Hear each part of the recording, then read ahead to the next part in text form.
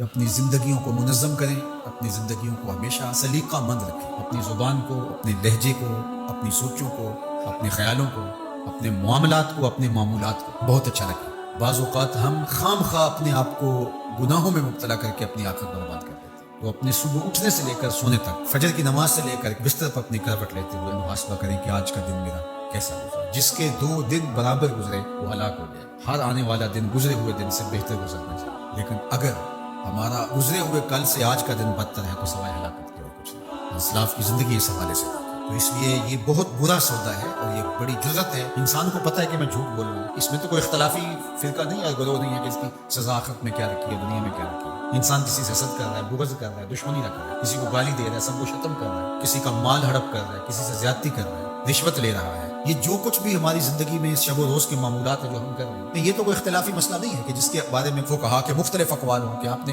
اس فرقے پہ اور اس گروہ پہ اور اس مسلک پہ بات کر دی کہ نہیں ہمارے مسلک میں یہ جائز ہے۔ جھوٹ تو ہر مسلک میں ناجائز ہے، ہر الہامی غیر الہامی مذہب میں ناجائز ہے۔ اسی طرح رشوت کھانا، سود کھانا، شراب پینا، نظروں کی ناپاکیزگی اور اپنی زندگی کے جو دیگر امور بد ہیں اس میں تو کوئی اختلاف نہیں ہے۔ اپنا وقت برباد کرنا، نمازیں چھوڑنا، لوگوں کو ایذا دینا، تکلیفیں دینا، ہمارا دین تو اس قدر حساس ہے لوگوں کے خیال رکھنے کے حوالے سے کہ لہسن اور پیاز کھا کر کے مسجد میں آنے سے روکا گیا ہے کہ تمہارے منہ سے نکلتی ہوئی سمیل کو سو کر کے کسی کو تکلیف نہ ہو، کسی کو اذیت نہ پہنچے۔ وہ اس قدر حساس ہے۔ حضرت انس بن مالک آتے تھے تو چونکہ وہ جنہوں نے حضور کو نہیں دیکھا تھا تو وہ ان کا ہاتھ پکڑ کے چوم لیتے تھے کہ آپ نے حضور کو دیکھا، تو وہ اپنے ہاتھ کو خوشبو لگا کے آتے تھے کہ لوگ میرا ہاتھ حضور کی نسبت سے چومتے ہیں، تو ان کو اس کا احساس ہونا چاہیے۔ یعنی یہاں تک ہمارا دین ہے۔ تو آج میں اور آپ ایک دوسرے کے لیے باعث اذیت جب بن جاتے ہیں، اپنے ہمسائے کے لیے، اپنے دوست کے لیے، اپنے کلاس فیلو کے لیے، اپنے بھائی کے لیے، اپنے محلے داروں کے لیے، اپنے معاشرے کے لیے ناسور بن جاتے ہیں، ہمارا وجود لوگوں کے لیے اذیت کا سبب بن جاتا ہے، تو اللہ تعالیٰ نے فرمایا فما اصبرهم علی النار، آگ پر کتنا حوصلہ ہے کہ وہی اعمال کیے جا رہے ہیں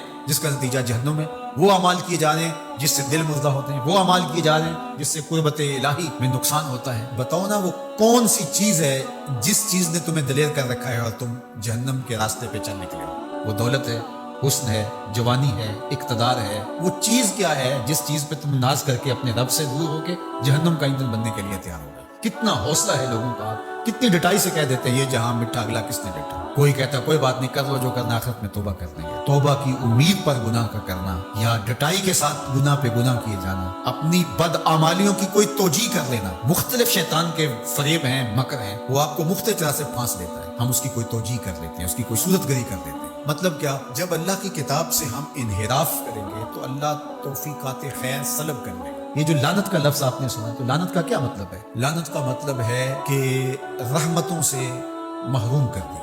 عرب کہتے ہیں جب وہ اپنی اولاد سے ناراض ہو جائیں یا کسی سے ناراض ہو جائیں بڑا، تو وہ کہتا ہے کہ میں تمہارے لیے دعا نہیں کروں گا، تم میری دعاؤں سے آج کے بعد محروم ہو گئے۔ بلکہ میں نے پڑھا ہے کہ کچھ اعمال ایسے ہیں جن اعمال کی وجہ سے بندوں کی دعائیں قبول نہیں ہوتی، اور دوسرا اس کو سزا یہ ہوتی ہے کہ جو نیک صالح پاکیزہ لوگ جو دعائیں کر رہے ہیں پوری امت کے لیے، تو وہ امت کا فرد تو ہے، ایک شخص تو ہے امت کا، لیکن اس نیک لوگوں کی دعاؤں سے اس کا حصہ منہا کر دیا گیا، اس کے حصے میں کچھ نہیں، کیونکہ اللہ نے اس رحمت کے وصول والی فہرست سے اس کو نکال دیا۔ وہ سانسیں تو لے رہا ہوتا ہے لیکن زندہ نہیں ہوتا، وہ اپنے آپ کو مسلمان تو کہلا رہا ہوتا ہے، لیکن بات یہ ہے کہ اسلام اور اللہ رسول سے تعلق اس کا واجبی سے ہوتا ہے۔ آج ہماری بدحالیوں کا اور ہماری رسوائیوں کا سبب اس کتاب رحمت سے دور ہے۔